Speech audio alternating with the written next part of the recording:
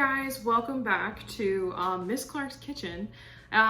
If you can't already tell through my videos, I try to always change the background so that way you don't have to look at the same background for every single video.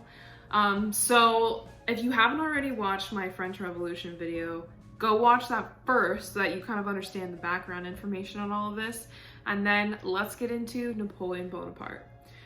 Napoleon Bonaparte, if you remember from my last video, is going to rise to power based off of the Parisian riots that are happening against the Directory. He manages to gather a whole bunch of people together and overthrow this group of mobs and ends up basically winning over Paris. And part of this kind of leads into Napoleon organizing a coup d'etat against the Directory and creating this new thing called the consulate.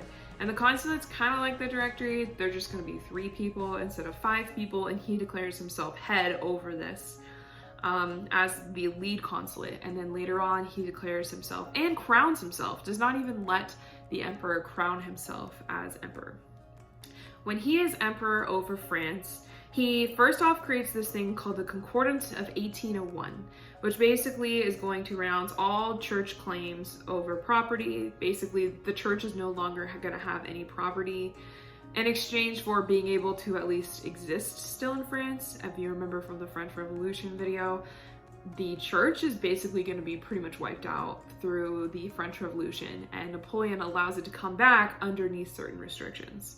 He's also going to create this penal system called the Code Napoleon, which sets up basically a rule on how things are going to go. He also is going to set up a state-funded education system and also a merit system on how things are played out in the government, which I kind of think is ironic because he's very known for nepotism. He ends up making his brothers the kings over the countries that he manages to conquer. So even though he's kind of a little bit hypocritical with having these ideas and then not actually in his own personal life, like following through with them. But you know, Napoleon is super egotistical, so it just kind of goes with him. Napoleon is interesting to French history and is going to be super influential because he is going to have the largest army on the European continent up until that point, with over 1 million soldiers at one point, because he has this mandatory draft program, and then the more that you take over countries, the more soldiers you're going to have in your army. So first things first, he takes over Italy. With Italy under his control, he's going to abolish the feudal system and is going to really unify Italy underneath one ruler himself. And you're not going to really see that Italian unification until decades later. But under Napoleon, they're going to be a unified force, which is going to make his army even stronger. And he actually takes over Germany next and does the same thing. Abolishes that feudal system and then is going to unify. There's over 300 German states, and he manages to unify them all underneath himself, which is not an easy feat to do. But really where he started to go wrong is, first things first, he lost the Haitian slave revolt. Not really making him look good that he lost to a whole bunch of slaves in Haiti. And then he tries, so France during this time period is going to be arch enemies with Great Britain, partially because they lost the French and Indian War, and then they lost tons and tons of money on the American Revolution. And so they're always just really looking to fight each other. But instead of fighting a whole war, he decides to set up this thing called the Continental System. And the Continental System is basically where he has control over continental Europe during this time period, and he can economically block all of the trade going to Great Britain since it's an island. And he agrees and forces all of the countries around him to agree to block trade. And Russia originally agrees to this, and in order to starve out Great Britain, basically conquer it economically. However, after a while, Russia's not really doing super hot, and so they agreed to open back up trade to Great Britain, which was a major source of trade for them before. And that is when Napoleon decides to invade Russia. Russia, really, really cold and really, really, really big. And so when you don't have the proper materials, when you're spreading out your supply lines, that's really not going to be good for a time of war. He gets stuck there a lot longer than he wants to be, which you can create a very, very good comparison between Napoleon and Hitler for that unicorn point. But he ends up losing 500,000 out of 600,000 of his troops in Russia. Things are also not really looking super good for him in Spain. He tries to control Spain, and that ends up causing a guerrilla war against him, in which the Duke of Wellington, who is from Spain, is attacking him from the south. And then there's rioting in Italy over his rule. They decided that they didn't like him. And this is when the Duke of Wellington, basically Napoleon's arch enemy from here on out, is going to take advantage of Napoleon's weaknesses by losing Italy, by losing Russia mainly, and is going to attack him from the south. And this is when he eventually loses, and he ends up having to abdicate the throne in 1814, and he loses at the Battle of Leipzig, or it's also called the Battle of Nations.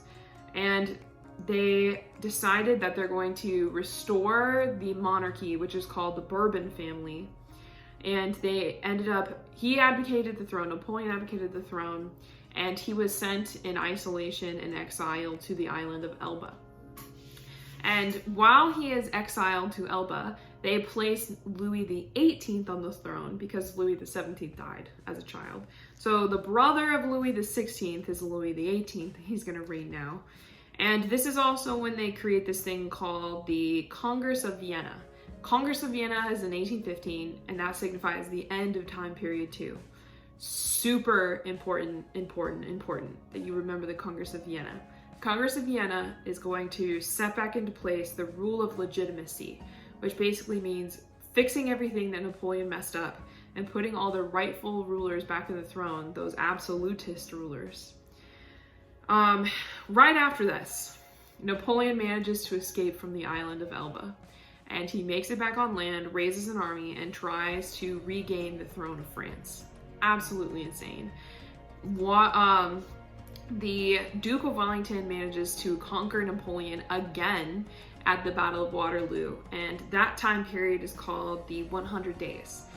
Napoleon is exiled again to the island of St. Helena, where he ends up dying, and they basically were like, where can we send this guy where it's pretty much like the end of the earth, he can't go anywhere, and that was St. Helena.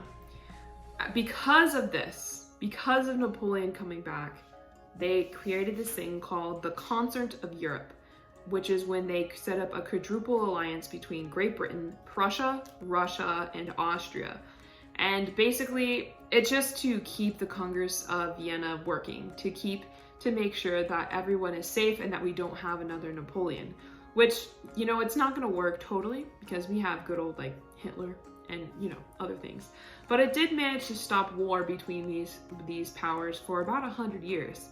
You're still going to see some civil wars, but you're not going to see any more giant continental wars, which, if you know anything about European history so far, that's a pretty big thing to pause war for 100 years.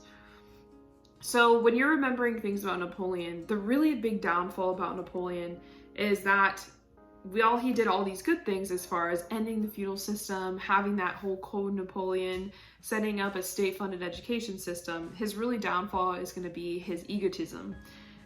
He had a secret police that would hunt down anybody who didn't agree with his belief system. Government censorship is going to be at an all-time high. He's going to take away tons of the rights that women had gained during the French Revolution. And in addition, like I've said before, his ego is going to be the biggest thing that brings him down. When he designed his tomb so that in order to be able to see him, you had to bow to be able to see his body. That's how egotistical he was. He wanted people to bow to him, even in death. And that is the rise and fall of Napoleon.